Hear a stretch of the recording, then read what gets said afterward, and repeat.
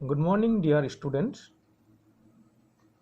Previous ক্লাসে আমরা পপুলেশনের বিভিন্ন অ্যাট্রিবিউটসগুলো আলোচনা করেছিলাম এবং সেই সঙ্গে পপুলেশনের যে বয়সভিত্তিক প্রাইমেটগুলো দেখা যায় তিন প্রকার, সেই বয়সভিত্তিক প্রাইমেটগুলো একটু আলোচনা করেছিলাম। আজকেও আমরা পপুলেশনই পড়ব, কিন্তু সেই পপুলেশনের যে আরও বিভিন্ন বৈশিষ্ট্যগুলি আছে, বিভিন্ন শর্তগুলি আছে, সেইগুলো নিয়ে আমরা একটু আলোচনা করব। তার মধ্যে আছে biotic potential and environmental resistance. পপুলেশনের মধ্যে একটা পপুলেশনে এই বিষয়গুলো দেখা যায়। কি? একটা হচ্ছে biotic potential and environmental resistance. এই দুটো একে অপরের সঙ্গে একটু সম্পর্ক আছে বলে দুটোকে একসঙ্গে আলোচনা করা হচ্ছে। Biotic potential and environmental resistance. Biotic potential, দেখো বায়োটিক পোটেনশিয়ালের বাংলা হচ্ছে বায়োটিক পোটেনশিয়ালের বাংলা হচ্ছে জৈবিক ক্ষমতা, আর এনভায়রনমেন্টাল রেজিস্ট্যান্সের বাংলা হচ্ছে পরিবেশগত বাধা। তাহলে এই যে পরিবেশগত বাধা এবং জৈবিক ক্ষমতা, এই বিষয় দুটো কি সেটা আমাদেরকে একটু জ্ঞান অর্জন করতে হবে। জৈবিক ক্ষমতা, দেখো এখানে আছে জৈবিক ক্ষমতা বা পরিবেশগত বাধা। এটা হচ্ছে যদি কোনো পরিবেশ অনুকূল হয় এবং সেখানে কোনো পরিবেশগত বাধা না থাকে, তাহলে সেখানে কোনো একটা পপুলেশনের জীবের যে সর্বোচ্চ প্রজনন ক্ষমতা এবং বেঁচে থাকার ক্ষমতা, সেটাকে বলা হচ্ছে জৈবিক ক্ষমতা। তাহলে জৈবিক ক্ষমতা বুঝতে গেলে আমাদের আগে পরিবেশগত বাধাটা বুঝতে হবে। পরিবেশগত বাধাগুলো কি? কোনো একটা পরিবেশে বাধাগুলো কি কি? কোনো পরিবেশে আমরা যখন বৃদ্ধি হচ্ছে, আমাদের কোনো একটা জীবের যখন বৃদ্ধি হচ্ছে বা কোনো একটা জীব যখন বংশ বিস্তার করছে, সেখানে বাধাগুলো কি কি থাকে তোমরা সবাই জানো। যদি ওই জীবের রোগ হয় তাহলে জীবটি মারা যাবে, তার বৃদ্ধি হবে না। যদি খাদ্যাভাব হয় তাহলে খাদ্যের অভাবে তার কী হবে? বৃদ্ধি বন্ধ হয়ে যাবে। যদি প্রাকৃতিক বিপর্যয় হয় তাহলে তার মারা যেতে পারে জীবগুলো, তার ফলে তার বৃদ্ধিটা প্রতিহত হতে পারে।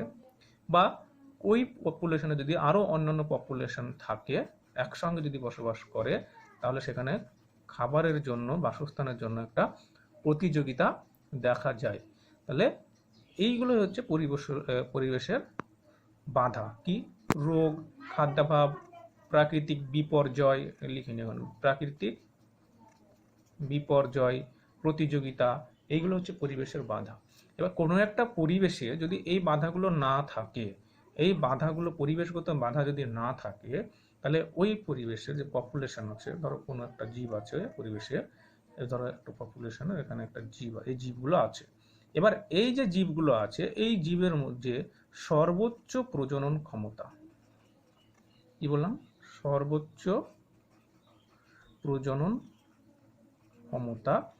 এই সর্বোচ্চ প্রজনন ক্ষমতাকেই বলা হয় জৈবিক ক্ষমতা। তাহলে সর্বোচ্চ প্রজনন ক্ষমতা এবং তার সঙ্গে একটু অ্যাড করে নেবে, সেটা হচ্ছে বেঁচে থাকার ক্ষমতা। বেঁচে থাকার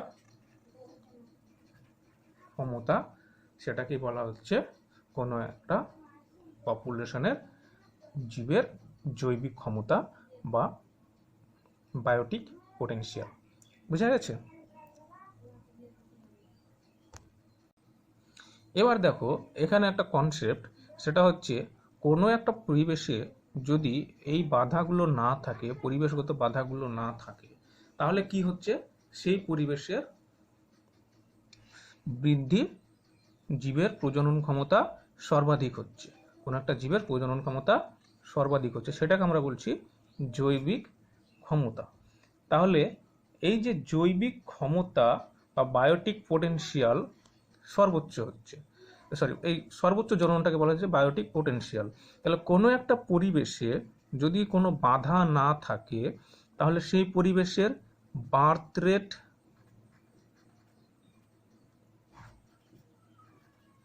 কি হবে? বার্থ রেট বা জন্মের হার হাই হবে, সবচেয়ে বেশি হবে, হাইয়েস্ট হবে। আর ডেথ রেট খুবই লো হবে। এবার ধরো বার্থ রেট হচ্ছে আর ডেথ রেট হচ্ছে, মর্টালিটি, এই দুটো কোনো একটা পপুলেশন তো ঘটবে, সে কম হোক আর বেশি হোক। তাহলে কোনো একটা পপুলেশনের বৃদ্ধি বা কোনো একটা পপুলেশনের বৃদ্ধির হার, সেটা কিভাবে পার করতে হয়? আমরা সবাই জানি বার্থ রেট মিনস যদি বি হয়, ডেথ রেট মিনস যদি ডি হয়, তাহলে বি মাইনাস ডি এটাই হচ্ছে কোনো একটা পপুলেশনের বৃদ্ধির হার। এই বি মাইনাস ডি এটাকে প্রকাশ করা হয় আর দ্বারা। বোঝা গেল? তাহলে কোনো একটা পপুলেশনের সর্বোচ্চ প্রজনন ক্ষমতা সেটা birth rate minus death rate থেকে মাইনাস করে করা যায়, সেটাকে বলা হয় পোটেনশিয়াল। কীরকম পোটেনশিয়াল? Biotique potential. অর্থাৎ আর হচ্ছে বায়োটিক পোটেনশিয়াল, অর্থাৎ r is equal to b minus d. এটা হচ্ছে বায়োটিক পোটেনশিয়াল নির্ণয় করার সূত্র। এবার এই যে আর আছে, এই আরটার আরও একটা নাম আছে, এটাকে বলা হয় intrinsic growth rate. Intrinsic growth rate বা বাংলায় বলা হয় সূচক জন্ম। কি বলা হয়? সূচক জন্ম। বোঝা গেছে? এই হচ্ছে এই ব্যাপার। তাহলে কি বললাম? বায়োটিক পোটেনশিয়াল হচ্ছে আর, এটাকে বার করা হয় birth rate minus death rate, অর্থাৎ জন্মহার মাইনাস মৃত্যুহার, এর থেকে। বোঝা গেছে? এই আর কে আরও একটা নাম দেওয়া হয়, তাকে বলা হয় ইন্ট্রিনসিক গ্রোথ রেট বা বাংলায় বলা হয় সূচক জন্ম। কেমন? এরপরে আমরা একটু জ্ঞান অর্জন করব যে বিষয়, সেটা হলো সেক্স রেশিও। কি? সেক্স রেশিও বা বাংলাটাকে কি বলবো? লিঙ্গ অনুপাত, তাই তো? সেক্স রেশিও বা লিঙ্গ অনুপাত। কোনো একটা পপুলেশনে সেক্স রেশিও বলতে কি বোঝায়? কোনো একটা পপুলেশনে নর্মালি সেক্স দুটো থাকে, তাই তো? জীবের সেক্স নর্মালি দুটো, একটাকে বলা হয় মেল আর একটাকে বলা হয়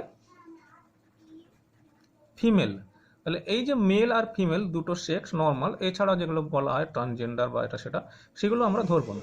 নর্মালি সেক্স ধরা হয় দুটো, একটা হচ্ছে মেল আর একটা ফিমেল। তাহলে কোনো একটা পপুলেশনে, সেটা মানুষের পপুলেশন হতে পারে, কোনো একটা গরুর পপুলেশন বা বাঘের হাতে যারই পপুলেশন বা হতে পারে, সেই পপুলেশনের মধ্যে ওই যে জীব, সেই জীবের মেল এবং ফিমেলের যে অনুপাত, সেটাকে বলা হয় সেক্স রেশিও বা লিঙ্গ অনুপাত। সেই মেল এবং ফিমেলের রেশিওটা কীভাবে বলা হয়? বলা হয় যে total number of female in 1000 male. এই যে রেশিও, অর্থাৎ প্রতি 1000 পুরুষের মধ্যে টোটাল কতজন মহিলা আছে বা ফিমেল আছে, সেটাকেই বলা হচ্ছে, অর্থাৎ কি বলছি, total number of female in 1000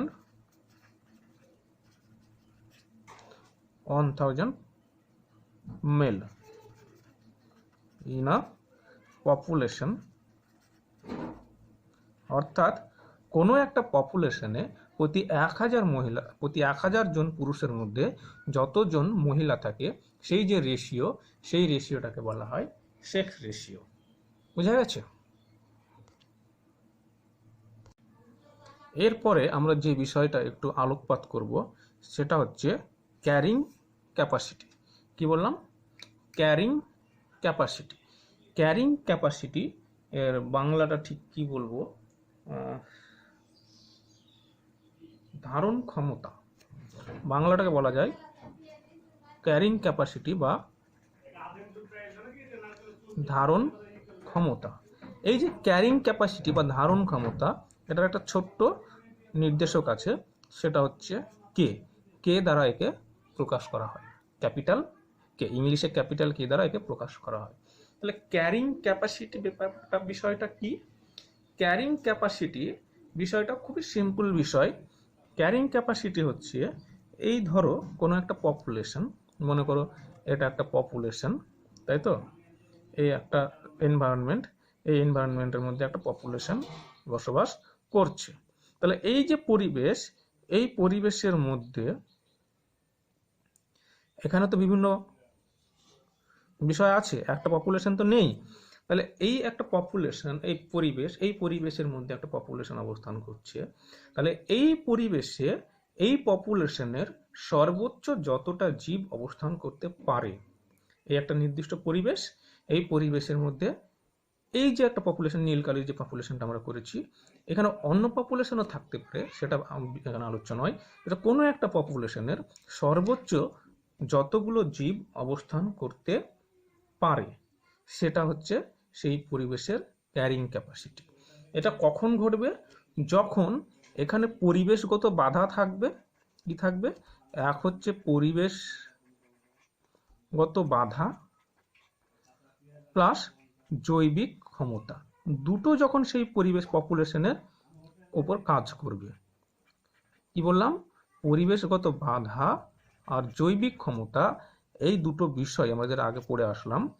সেই দুটো বিষয়ই, পরিবেশগত বাধা এবং জৈবিক ক্ষমতা, এই দুটো বিষয় যখন একটা পপুলেশনের উপর কাজ করবে, তখন সেই পপুলেশনের জীব সর্বোচ্চ যতগুলো থাকতে পারে, যে পরিবেশে সে অবস্থান করছে সেই পরিবেশে, সেটা হচ্ছে তার ক্যারিং ক্যাপাসিটি। অর্থাৎ যখন কোনো একটা পপুলেশন এর উপরে পরিবেশগত বাধা, অর্থাৎ যে পরিবেশে পপুলেশনটা, যে পরিবেশে, এই যে পরিবেশে, যে পরিবেশে পপুলেশন অবস্থান করছে, সেই পরিবেশের পরিবেশগত বাধা এবং জৈবিক ক্ষমতা, এই দুটো একসঙ্গে যখন ক্রিয়াশীল, তখন সেই পরিবেশে ওই জীবের পপুলেশনের সর্বোচ্চ যতগুলো জীব অবস্থান করতে পারে, সেটাই হচ্ছে তার ক্যারিং ক্যাপাসিটি বা কি বলবো, ধারণ ক্ষমতা। তাহলে এই যে এই ডেফিনেশনটা কিভাবে বলা যেতে পারে? তাহলে বলা যেতে পারে যে জৈবিক ক্ষমতা ও পরিবেশগত বাধা একসঙ্গে ক্রিয়াশীল অবস্থায় কোনো পপুলেশনের জীব প্রজাতির সর্বোচ্চ ধারণ ক্ষমতাকেই বলা হয় ক্যারিং ক্যাপাসিটি। বুঝা গেল? তাহলে পরিবেশগত বাধা এবং জৈবিক ক্ষমতা একসঙ্গে ক্রিয়াশীল হলে কোনো পপুলেশনের, এই যে পপুলেশন, কোনো পপুলেশনের জীব প্রজাতির, যে জীবগুলো আছে সেই জীব প্রজাতির সর্বোচ্চ ধারণ ক্ষমতা, সেটাকেই বলা হচ্ছে ক্যারিং ক্যাপাসিটি। অর্থাৎ এখানে সর্বোচ্চ যতগুলো জীব অবস্থান করতে পারে। ধরো মনে করো এই একটা জায়গা, এই জায়গাটাতে 100টা যদি মহিষ থাকে, তাহলে 100টা মহিষ এই জায়গাটায় সচলভাবে কোনো রকম মানে ডিস্টারবেন্স ছাড়াই এখানে এই মহিষগুলো থাকতে পারে। এবার যদি এখানে 101 বা 103 বা 105, অর্থাৎ 100 থেকে যদি বেশি হয়ে যায়, তাহলে সেইখানে কিন্তু এরা আর বেঁচে থাকতে পারছে না। কি হচ্ছে? তখন কিন্তু তারা মারা যাচ্ছে। মারা যাওয়ার পর সংখ্যাটা আবার 100তেই নেমে আসছে, বা 100 থেকে কম হচ্ছে, 99 হচ্ছে, 97 হচ্ছে, 90 হচ্ছে, এরকম। অর্থাৎ এই যে নাম্বারটা, এই নাম্বারের উপরে যখন এখানে মহিষের সংখ্যা ইনক্রিজ করে যাচ্ছে, বেড়ে যাচ্ছে, তখন কিন্তু মহিষ আর সেখানে বেঁচে থাকছে না, এগুলো মারা গিয়ে আবার সংখ্যাটা নেমে চলে আসছে 100-র মধ্যে। তাহলে এখান থেকে একটা ধারণা আসছে যে এই পপুলেশনে 100-র বেশি মহিষের ধারণ ক্ষমতা নেই। এই এনভায়রনমেন্টের মধ্যে মহিষের যে পপুলেশন, তার সংখ্যা 100ই হবে ম্যাক্সিমাম। মহিষের পপুলেশনের জীবের সংখ্যা 100ই হবে ম্যাক্সিমাম, তার বেশি হবে না। এই যে সংখ্যাটা, এটাকে বলা হচ্ছে ক্যারিং ক্যাপাসিটি এই মহিষের পপুলেশনে। তাহলে ক্যারিং ক্যাপাসিটি কত হলো এই জায়গায়? এটা হলো 100। বুঝা গেছে? এর বেশি জীব এখানে ধরবে না বা অবস্থান করতে পারবে না সঙ্গে। বুঝা গেছে? এটাই হচ্ছে ক্যারিং ক্যাপাসিটি। এরপরে আমরা যে বিষয়টা আলোকপাত করব, সেটা হচ্ছে গ্রোথ অফ পপুলেশন বা পপুলেশনের বৃদ্ধি। তাহলে এতক্ষণ পর্যন্ত আমরা পপুলেশনের যে বিভিন্ন শর্তগুলো আছে, বিভিন্ন গুণাবলীগুলো আছে বা বিভিন্ন বৈশিষ্ট্যগুলো আছে, সেইগুলো আমরা একটু আলোচনা করলাম। এবার এই যে এই পপুলেশনের তো গ্রোথ আছে নাকি? একটা পপুলেশনে প্রথমে 5টা জীব ছিল, সেই পপুলেশনে আমরা 1 বছর পর দেখছি সেখানে 100টা জীব হয়ে গেছে। সাপোজ মনে করো তোমার বাড়ির পাশের যে পুকুর পাড়টা আছে, সেখানে তুমি যখন ছোট ছিলে, তোমার বয়স যখন 5 বছর ছিল, তখন সেখানে দেখেছিলে গুটি কয়েকটা ক্লোরোডেনড্রন গাছ ছিল। ঠিক আছে? এবার এখন তোমার বয়স মোটামুটি 17, 18, 16 এরকম। তো এই বয়সে তোমরা কি দেখছো যে ওইখানে ক্লোরোডেনড্রন গাছ কিন্তু গুটি কয়েক নাই, 5টা 6টা এরকম নেই, সেখানে মোটামুটি 1500 থেকে 2000 ক্লোরোডেনড্রন গাছ আছে। এবার তুমি বলো যে ওই যে ওখানে তো ক্লিওডেন্ড্রনের পপুলেশন প্রথমে কত ছিল, এই 5 বা 6 বা 7 এরকম ছিল, কিন্তু এখন কত দাঁড়িয়েছে, 1500 বা 2000। তাহলে এই যে এত সংখ্যক বৃদ্ধি পেয়েছে ওখানে ওই ক্লিওডেন্ড্রন গাছের, এটাই হচ্ছে পপুলেশনের বৃদ্ধি। তাহলে ওখানে ক্লিওডেন্ড্রন পপুলেশনে কিন্তু বৃদ্ধি হয়েছে। অর্থাৎ কি বললাম, যে এই একটা জায়গা, এই একটা প্রথমে ধরো এই 4-5টা জীব ছিল, কিছু কাল সময় যাওয়ার পর সেখানে কি হচ্ছে, পপুলেশন কিন্তু আর এই সংখ্যা কিন্তু জীবের ধীরে ধীরে বৃদ্ধি পাচ্ছে। এই যে ধীরে ধীরে কোনো একটা পপুলেশনের জীবের সংখ্যা বৃদ্ধি পাওয়া, এটাকেই বলা হয় ওই পপুলেশনের বৃদ্ধি বা গ্রোথ অফ পপুলেশন। বোঝা গেছে? তাহলে এই যে পপুলেশনের গ্রোথ আমরা দেখতে পাচ্ছি, অর্থাৎ পপুলেশনের বৃদ্ধি হচ্ছে, এই পপুলেশনের বৃদ্ধি মেনলি দুটো ভাবে হতে পারে। আমরা এতক্ষণ যা পড়লাম তার ভিত্তিতে আমাদের কিন্তু আইডিয়া আসা উচিত যে পপুলেশনের বৃদ্ধি কিন্তু দুটো ভাবে হতে পারে। কি হতে পারে দুটো ভাবে? এক হচ্ছে এই যে পরিবেশ, যে পরিবেশে পপুলেশনের বৃদ্ধি ঘটছে, সেই পরিবেশের মধ্যে কোনো যদি কম্পিটিশন না থাকে, কোনো যদি বাধা না থাকে, পরিবেশগত বাধা যদি না থাকে, তাহলে সেখানে কে কাজ করবে? আমরা একটু আগে পড়লাম পরিবেশগত বাধা আর প্রজনন, এই দুটো একসঙ্গে সম্পর্কযুক্ত। প্রজনন সর্বোচ্চ হবে কখন? যখন পরিবেশগত বাধা থাকবে না। এবার সেই যে পরিবেশগত যদি বাধা না থাকে, তাহলে এক সর্বোচ্চ প্রজননের মাধ্যমে জীবের বৃদ্ধি হতে পারে, একটা আমরা পেতে পারি। তাহলে এই ক্ষেত্রে কি পেলাম? এই ক্ষেত্রে পেলাম কোনো পরিবেশগত বাধা নেই বা এনভায়রনমেন্টাল কম্পিটিশন নেই, পরিবেশগত বাধা নেই বা এনভায়রনমেন্টাল রেজিস্ট্যান্স নেই, কোনো এনভায়রনমেন্টাল রেজিস্ট্যান্স কিন্তু এখানে নেই, তাই তো? নেই। আর কি নেই? আর হচ্ছে এখানে অন্য কোনো পপুলেশন নেই। যদি অন্য কোনো পপুলেশন না থাকে, তাহলে কম্পিটিশন থাকবে না, ইন্টার পপুলেশন কোনো কম্পিটিশন থাকবে না। তার মানে এখানে নো কম্পিটিশন, তাই তো? কোনো কম্পিটিশন নেই। কি বললাম, বোঝা গেছে তো? তাহলে যদি কোনো পরিবেশগত বাধা না থাকে, যদি কোনো কম্পিটিশন না থাকে, তাহলে সে পপুলেশনে কি হবে? বৃদ্ধি খুব দ্রুত হবে।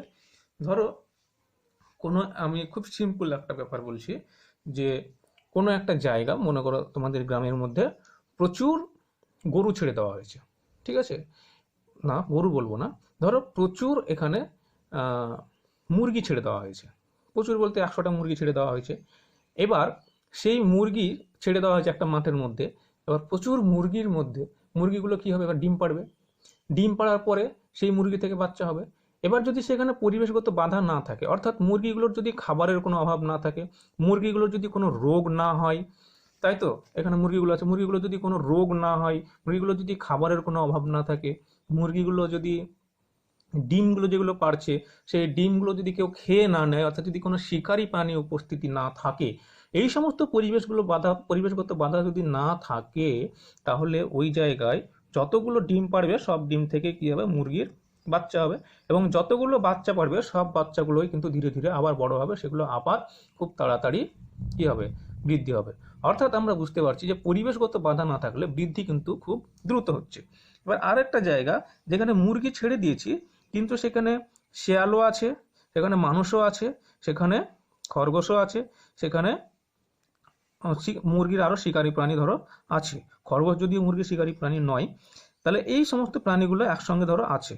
এবার কি হবে? এই মুরগিটা যে বাচ্চা পারবে, সেই বাচ্চা ডিম যে পারবে, সেই ডিমটা মানুষ কিছু খেয়ে নিচ্ছে, কিছু কাকে খেয়ে নিচ্ছে।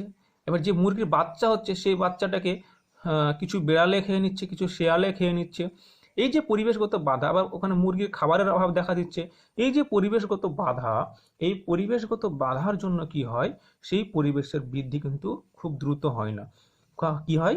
পরিবেশের বৃদ্ধি কিন্তু ধীরে ধীরে হয়, তাই তো? আর এই ক্ষেত্রে কি হয়? খুব দ্রুত হয়। যে দ্রুতটাকে বলা হয় ইংলিশে এক্সপোনেনশিয়াল, বলা হয় এক্সপোনেনশিয়াল। তাহলে বৃদ্ধি খুব দ্রুত হয়, আর এখানে কিন্তু ধীরে ধীরে বৃদ্ধিটা হয়। তাহলে আমরা বৃদ্ধি কি দেখতে পাচ্ছি? পপুলেশনের বৃদ্ধি কিন্তু মেনলি দুই রকম ভাবে হতে পারে।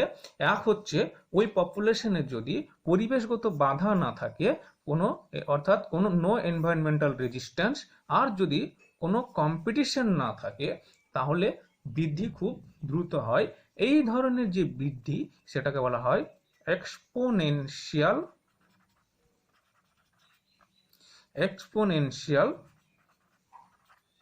গ্রোথ। আর এই যে পরিবেশগত বাধা যদি এখানে থাকে, অর্থাৎ পরিবেশগত বাধা আছে এখানে, এনভায়রনমেন্ট অর্থাৎ এনভায়রনমেন্টাল রেজিস্ট্যান্স আছে, আর কম্পিটিশন আছে, এইরকম যদি থাকে তাহলে বৃদ্ধিটা ধীরে ধীরে হয়। এই ধরনের বৃদ্ধিকে বলা হয় লজিস্টিক, কি বললাম, লজিস্টিক গ্রোথ, লজিস্টিক গ্রোথ বা লজিস্টিক বৃদ্ধি। বুঝা গেছে? এই হচ্ছে দুই রকমের বৃদ্ধি দেখা যায়। তাহলে কি দেখলাম আমরা? পপুলেশনের গ্রোথ কত রকমের দেখা যায়? পপুলেশনের গ্রোথ দুই রকমের দেখা যায়। একটা হচ্ছে এক্সপোনেনশিয়াল, আর একটা হচ্ছে লজিস্টিক। এই যে দুই রকমের বৃদ্ধি, এই দুই রকমের বৃদ্ধির জন্য দুই রকমের কার্ভ দেখা যায়। পপুলেশনের যে বৃদ্ধি যখন হয় তখন আমরা যে কোনো ব্যাপার, যে কোনো বৃদ্ধি বা ডিক্রিজ, ইনক্রিজ বা ডিক্রিজ, এগুলোকে আমরা কিন্তু কার্ভের সাহায্যে প্রকাশ করতে পারি বা জ্যামিতিক আকারে আমরা প্রকাশ করতে পারি, তাই কিনা? জ্যামিতিক আকারে। তো এই যে দুটো বৃদ্ধি আছে, এক্সপোনেনশিয়াল এবং লজিস্টিক, এই দুই ধরনের বৃদ্ধিকে যখন জ্যামিতিক আকারে একটা গ্রাফ পেপারের উপর প্রকাশ করা হয় তখন আমরা দুই ধরনের কার্ভ পাই। দুই ধরনের কার্ভ পাই। এটা এক্সপোনেনশিয়ালের ক্ষেত্রে যে কার্ভটা পাই সেটা হচ্ছে জে শেপড বা জে আকৃতির কার্ভ পাই। আর লজিস্টিকের ক্ষেত্রে আমরা পাই এস শেপড বা এস আকৃতির আমরা কার্ভ পাই। তাহলে বৃদ্ধি কত প্রকারের দেখা যায়? একটা হচ্ছে এক্সপোনেনশিয়াল, একটা লজিস্টিক। তার মধ্যে এক্সপোনেনশিয়ালে যে ধরনের আমরা জ্যামিতিক কার্ভ পাই সেটাকে বলা হয় জে আকৃতির কার্ভ, আর লজিস্টিকের ক্ষেত্রে যেটা পাই সেটাকে বলা হয় এস আকৃতির কার্ভ। এবার আমার প্রশ্ন হলো যে what is J shaped curve and S shaped curve? এই জে শেপড এবং এস শেপড কার্ভের কথা আমি বলছি, এগুলো আসলে কি, কিরকম দেখতে হয়, এগুলো বৈশিষ্ট্য কিরকম, কেনই বা এরকম হয়, তাই তো? সেইগুলো কিন্তু আমাদের একটু জানা প্রয়োজন এবং আমাদের সেটাকে একটু জানতেও হবে এবং মনে রাখতেও হবে, কারণ এরকম পরীক্ষায় আসে বা কার্ভগুলো পরীক্ষায় দেয় যে কীভাবে এই কার্ভগুলো একটু বর্ণনা করো বা ওই কার্ভগুলো একটু আলোচনা করো। এরকম ধরনের কোশ্চেন কিন্তু অনেক সময় পরীক্ষায় দেওয়া হয় উচ্চ মাধ্যমিকে। তো তোমাদেরকে এগুলো একটু মনে রাখতেও হবে এবং একটু দেখতেও হবে। তো সেই বিষয়টা আমরা একটু আলোচনা করব। তো দেখো, এটা হচ্ছে এক্সপোনেনশিয়াল গ্রোথ আমরা পড়ব। এক্সপোনেনশিয়াল গ্রোথ কীরকম হয়? এক্সপোনেনশিয়াল গ্রোথ হয় এইরকম যে, প্রথমে বলেছি এক্সপোনেনশিয়াল গ্রোথ মানে এখানে নো এনভায়রনমেন্টাল, আবার লিখছি, নো এনভায়রনমেন্টাল রেজিস্ট্যান্স, কোনো এনভায়রনমেন্টাল রেজিস্ট্যান্স কিন্তু এখানে নেই। আর কি নেই? নো কম্পিটিশন, কোনো এখানে কম্পিটিশন নেই। এই অবস্থায় গ্রোথ যেটা হয় সেই গ্রোথটাকে বলা হয় এক্সপোনেনশিয়াল গ্রোথ। এই যে এক্সপোনেনশিয়াল গ্রোথ, এই এক্সপোনেনশিয়াল গ্রোথের কার্ভটা কীরকম হয়? কার্ভটা হয় এরকম, যদি জ্যামিতিক আকারে প্রকাশ করা হয়। এটা হচ্ছে এক্স অক্ষ, এটাকে বলা হয় ওয়াই অক্ষ।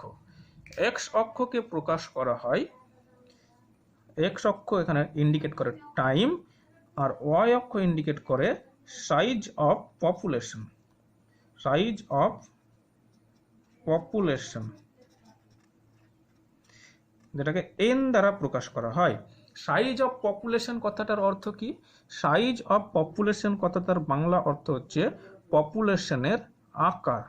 সাইজ অফ পপুলেশন এর বাংলা হচ্ছে পপুলেশনের আকার।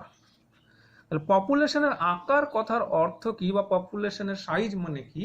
এই পপুলেশন সাইজ বা আকার বলতে এই কথাটা খুব ডিস্টার্ব করে, কারণ বুঝতে অসুবিধা হয়। আমি বলে দিচ্ছি, এটার মানে হচ্ছে ওই পপুলেশনে কত সংখ্যক জীব আছে, ঠিক আছে? তার মানে হচ্ছে number of individual in this population, তাই তো? নাম্বার অফ ইন্ডিভিজুয়াল, কতটা সংখ্যক জীব আছে। মনে করো একটা মহিষের পপুলেশনে 10টা জীব আছে, 10টা মহিষ আছে, তার মানে ওই পপুলেশনের সাইজ হচ্ছে 10। খুবই সিম্পল ব্যাপার। বা মনে করো একটা হাতির পপুলেশন, সেখানে 104টা হাতি আছে, তার মানে ওই পপুলেশনের সাইজ হচ্ছে বা পপুলেশনের আকার হচ্ছে, পপুলেশনের সাইজ হচ্ছে 10, অর্থাৎ পপুলেশন সাইজকে এন দ্বারা প্রকাশ করা হয়, দাস পপুলেশন সাইজ হচ্ছে ওখানে 104 কার হাতি। বুঝতে পেরেছো? এটা বলা হয় পপুলেশন সাইজ বা পপুলেশন এর আকার। এটা কি? এটা মতো ওই পপুলেশনে যত সংখ্যক জীব আছে সেই সংখ্যাটাকে বোঝায়। কেমন? তাহলে এইখানে এই ওয়াই অক্ষকে কি ইন্ডিকেট করে? পপুলেশনের সাইজ, আর টি অক্ষকে বলা হয় টাইম। এবার হচ্ছে এই যে পপুলেশনের সাইজটা ইন্ডিকেট করছে, তাহলে এই যে আমরা কি করছি, আমরা তো এই একটা পপুলেশন তার বৃদ্ধি দেখাচ্ছি। কি ধরনের বৃদ্ধি? সেখানে আমরা বৃদ্ধি দেখাচ্ছি যে এই পপুলেশনের বৃদ্ধি হচ্ছে, সেই বৃদ্ধিটা কি সময়ের সাপেক্ষে হচ্ছে? কিছু সময় লাগছে তো বৃদ্ধিটা হতে, সেটা বলছিলাম যে 10 বছর পর দেখলে এখানে অনেকগুলো ক্লেরোডেন্ড্রন হয়ে গেছে, তাহলে বৃদ্ধি হতে সময় লাগছে, তাহলে সময়ের সাপেক্ষে বৃদ্ধিটা হচ্ছে আর উপর দিকে বৃদ্ধি হচ্ছে। এবার এই যে পপুলেশন আছে, এই পপুলেশনে যে এনভায়রনমেন্টাল বাধা আছে তো, পরিবেশগত বাধা আছে তো, তাহলে পরিবেশগত বাধা অর্থাৎ এখানে পরিবেশগত বাধা মানে কি বলতে চাইছি যে এখানে এখানে একটা ক্যারিং ক্যাপাসিটি আছে তো, পরিবেশগত বাধা বলছি, এখানে ক্যারিং ক্যাপাসিটি আছে যেটা কে দ্বারা প্রকাশ করা হয়। অর্থাৎ এই পপুলেশনের বৃদ্ধি হচ্ছে ঠিকই, কিন্তু বৃদ্ধি তো একটা নির্দিষ্ট সীমা আছে, যে এত সংখ্যকের বেশি পপুলেশন জীব এখানে ধরবে না, তার তো একটা সীমা আছে। তাহলে সেই সীমাটা কি? কে? তাহলে এই যে পপুলেশন, এখানে এই যে পরিবেশ, এই পরিবেশের ক্যারিং ক্যাপাসিটি এটা প্রকাশ করা হয় কে দ্বারা। তাহলে এটা কি? এটা হচ্ছে এই পরিবেশের ক্যারিং ক্যাপাসিটি বা ধারণ ক্ষমতা, তাই তো? তাহলে এটা যদি পরিবেশের ক্যারিং ক্যাপাসিটি বা ধারণ ক্ষমতা হয়, তাহলে এই এন এর সংখ্যা যে বাড়ছে সেটা নিশ্চয় এই কে কে ইনক্রিজ করে যাবে না, কারণ এর উপরে গেলে কি হয়, পপুলেশন আবার ডিক্রিজ হতে শুরু করে, কারণ এর উপরে গেলে সেখানে ওই সংখ্যক জীব কিন্তু আর ধরে না, সেগুলো মারা যায়। তাহলে যতই বৃদ্ধি পাক, এখানে নো এনভায়রনমেন্টাল রেজিস্ট্যান্স, কোনো পরিবেশগত বাধা নেই, কোনো কম্পিটিশন নেই, বৃদ্ধি পাচ্ছে, কিন্তু যতই বৃদ্ধি পাক ওই যে পরিবেশ তার যে ধারণ ক্ষমতা তার থেকে কিন্তু বেশি বৃদ্ধি পাবে না। এটা হচ্ছে কনসেপ্ট, তার থেকে বেশি বৃদ্ধি কিন্তু কখনোই পাবে না। তাহলে তার থেকে বেশি বৃদ্ধি যদি না পায়, দ্যাটস মিনস কি, এখানে যে ক্যারিং ক্যাপাসিটি আছে তার উপরে কখনো বৃদ্ধি হবে না, অর্থাৎ গ্রাফটা তার উপরে কখনোই যেতে পারে না। এইটা মাথায় রাখবে। কেমন? এবার হচ্ছে যদি যায় তাহলে সেটা কি হয়, আবার নেমে যায়, আবার নেমে যায়। কিভাবে নামে? সেই জীবের মৃত্যু ঘটে, তাই তো, প্রজাতির মৃত্যুর মাধ্যমে সেটা আবার নেমে যাবে। এটা হচ্ছে একটা কনসেপ্ট, এটা মাথায় রাখবে, এটা অবশ্যই প্রয়োজন। তাহলে গ্রাফটা কিরকম হয়? গ্রাফটা হচ্ছে প্রথমে কিছু সংখ্যক জীব ছিল, তাই তো, এবার বৃদ্ধি হচ্ছে, বৃদ্ধি হচ্ছে, এর দ্রুত বৃদ্ধি হবে। কেন দ্রুত বৃদ্ধি হবে? কারণ হচ্ছে এখানে এনভায়রনমেন্টাল রেজিস্ট্যান্স নেই, কোনো এনভায়রনমেন্টাল রেজিস্ট্যান্স নেই, তাহলে কি হবে, কোনো কম্পিটিশন নেই, খুব দ্রুত বৃদ্ধি হবে। এবার খুব দ্রুত বৃদ্ধি হওয়ার জন্য ক্যারিং ক্যাপাসিটিকে ক্রস করে যাবে, ক্যারিং ক্যাপাসিটিকে যখনই ক্রস করবে তখনই কি হবে, তার এবার আবার হ্রাস ঘটবে আর মৃত্যু ঘটতে লাগবে, তাই তো। তাহলে এইরকম ধরনের একটা আমরা কার্ভ দেখতে পাই যেটাকে বলা হয় জে শেপড কার্ভ। এই যে জে শেপড কার্ভ, এর কতগুলো দশা আছে, এর কতগুলো দশা আছে, সেই দশাগুলোর নাম হচ্ছে, প্রথমে যে দেখো এইখানে একদম বৃদ্ধিটা একটু ধীরে ধীরে হয়েছে প্রাথমিক অবস্থায়, এই ফেজটাকে বলা হয় বা এই দশাটাকে বলা হয় ল্যাগ দশা বাংলায়, বা ইংরেজিতে বলা হয় ল্যাগ ফেজ। তোমরা এটা বাংলায় লিখে নেবে, আমি বলে দিচ্ছি। হ্যাঁ, তারপরের যে দশাটা দেখো, এখানে কিন্তু খুব দ্রুত বৃদ্ধি পাচ্ছে, তাই তো, খুব দ্রুত বৃদ্ধি পাচ্ছে। এখানে আর একটা ফেজ আছে, সেটাকে ধরলেও হবে না ধরলেও হবে, যে এই পর্যন্ত যে দ্রুত বৃদ্ধি পাচ্ছে, এই দ্রুত বৃদ্ধি পাচ্ছে যত দূর পর্যন্ত, এই ফেজটা, এই ফেজটার নাম হচ্ছে, আমি একটু দূরে লিখছি, এই ফেজটার নাম হচ্ছে লগ ফেজ বা বলা হয় এক্সপোনেনশিয়াল, দেখতে পাচ্ছ, এক্সপোনেনশিয়াল ফেজ, বা বাংলায় লিখবে লগ দশা বা এক্সপোনেনশিয়াল দশা। এবার হচ্ছে তারপরে দেখো এই জায়গাটায় কিন্তু পপুলেশনের বৃদ্ধি এসে থেমে গিয়েছে, এখানে কিছুক্ষণের জন্য পপুলেশনের বৃদ্ধিটা থেমে গিয়েছে। তাহলে এই যে জায়গাটা, এটাকে বলা হচ্ছে স্টেশনারি ফেজ। স্টেশন মানে কি? থেমে যাওয়া। তাহলে স্থিতিশীল দশা, স্টেশনারি ফেজ, বা বাংলায় বলা হয় স্থিতিশীল দশা। যারা ভিডিওটা দেখছো, এখানে যদি এটা মনে রাখতে না পারো ইংলিশটা, এখানে লিখে নেবে স্থিতিশীল দশা, মানে জায়গা নেই বলে আমি লিখছি না, কেমন, স্থিতিশীল দশা। তারপরে এখানে দেখো, এখানে কিন্তু পপুলেশনের বৃদ্ধিটা ধীরে ধীরে কমতে লেগেছে। এই যে কমে যাওয়া, এটাকে হ্রাস দশা বলা হয়, বাংলায় কি বলা হয়, হ্রাস দশা, বা ইংলিশে বলা হয় ডিক্লিন ফেজ। বোঝা গেছে? বাংলায় কি বলা হয়, জায়গা আছে লিখে দিচ্ছি, বাংলায় বলা হয় হ্রাস দশা। তোমরা এই বাংলাগুলো লিখে নেবে, আমি বলে দিলাম, যারা মনে রাখতে পারবে না ইংলিশটা, কেমন। এই হচ্ছে যে আকৃতির কার্ভ। পরীক্ষায় যখন আসবে, পরীক্ষায় এটা সম্পূর্ণ আঁকার পর, এই কথা দুটো লেখার পর তোমরা এখানে কি করবে, ফিগার দেবে, যে কিসের ছবি এঁকেছো সেটা কিন্তু লিখতে হবে। তাহলে এটা তোমরা কিসের ছবি এঁকেছো, এই ছবিটা এঁকেছো যে আকৃতির লেখচিত্র বা যে আকৃতির কার্ভ, তাই তো। এই কথাটা কিন্তু অনেকের খাতায় থাকে না, এটা থাকতে হবে। এটা না থাকলে নাম্বার আমি খাতা দেখলে অবশ্যই কাটবো। বোঝা গেছে? এবার দেখো, এই যে কার্ভটা আমরা প্রকাশ করলাম, এই কার্ভটা আঁকলাম, এখানে এই এক্সপোনেনশিয়াল গ্রোথ ডিটারমিন করা, নির্ণয় করা, কোনো একটা পপুলেশনে এক্সপোনেনশিয়াল গ্রোথ নির্ণয় করার কিন্তু সূত্র আছে। সেই সূত্রগুলো তোমাদেরকে কিভাবে আসলো তারও কিন্তু একটা অঙ্ক আছে, সেইগুলো তোমাদেরকে জানতে হবে না, সেগুলো জানার প্রয়োজন নেই। জাস্ট শুধু সূত্রটা মনে রাখবে, যে এক্সপোনেনশিয়াল গ্রোথের পপুলেশনের এক্সপোনেনশিয়াল গ্রোথের সূত্র হচ্ছে, অর্থাৎ এটা এক্সপোনেনশিয়াল গ্রোথের কি হচ্ছে, বৃদ্ধি হচ্ছে, এটা আবার হ্রাসও হতে পারে, এক্সপোনেনশিয়ালি হ্রাস হতে পারে, তাই তো। তাহলে বৃদ্ধি বা হ্রাস is equal to R into N. তোমরা এখানে সবাই জানো যে এন মানে তোমরা কি জানো, পপুলেশন এর সাইজ, তাই তো। পপুলেশনের সাইজ, একটু আগে বললাম পপুলেশন সাইজ, এটা তোমরা সবাই জানো। আর আর মানে কি বললাম, জৈবিক ক্ষমতা, বায়োটিক